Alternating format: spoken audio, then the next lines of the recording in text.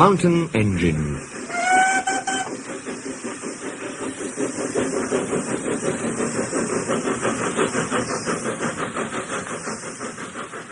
Sir Handel had had a bad day.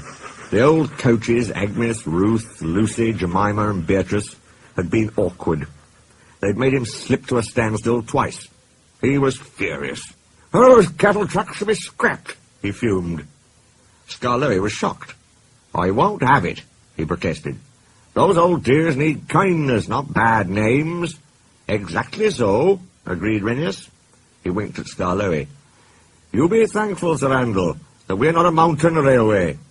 "A mountain railway? What's that?" "A railway which climbs mountains, of course." "But it can't," said Sir Handel.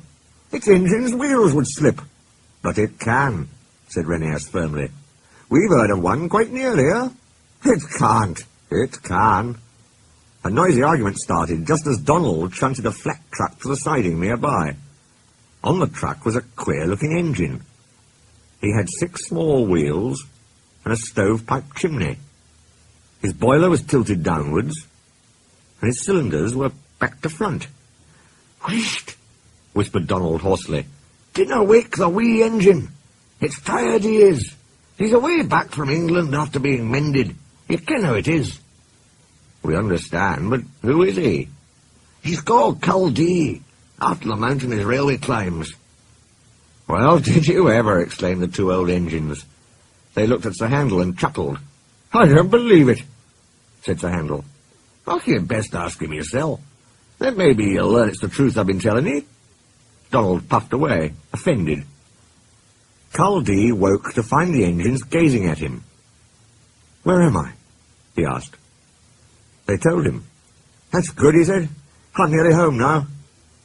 "Do you really climb mountains?" asked Skarloey. "I've done it for years." "You must be clever. We couldn't. Our wheels would slip." "I'm not really clever," laughed Culdee. "I was just drawn like that." "Like what?"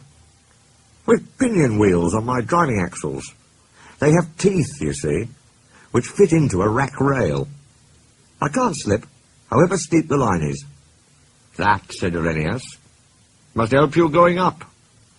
But if your line is so steep, aren't you frightened coming down?" "Why? We have good brakes."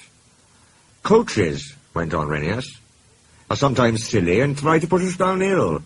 Some engines find it hard to stop 'em." Sir Handel blushed and looked at his buffers. "Our coaches," answered Culdee, "are never silly like that. They know such tricks are dangerous. I've never had that sort of accident. But," he went on thoughtfully, "I was frightened once. Very frightened indeed." "Please tell us," said all the engines. "One day, long ago, before our line was opened, our drivers made all 5 of us engines stand ready outside our shed. 'The inspector's coming,' they said. 'We don't know which of you he'll choose.' He chose me, climbed into my cab, and made me push 2 coaches to the summit. 'So far, so good,' he said. 'Now we'll test your brakes.' So he went and stood on the steepest part of the line. Down, down it fell, with a nasty curve below, edging a precipice. 'Brakes off, driver! Let him roll!' "Oh!" gasped the little engine in horror. The coaches nudged me. We gathered speed downhill. I was terrified. My driver's hand stole to the brake. "Hands off!" ordered the inspector. Then I remembered. I had automatic brakes. I could put these on myself. Perhaps the inspector wanted to see if I could. They worked beautifully. "Well done, Culdee," said the inspector. "You'll do." I smiled, of course, but felt very shaky.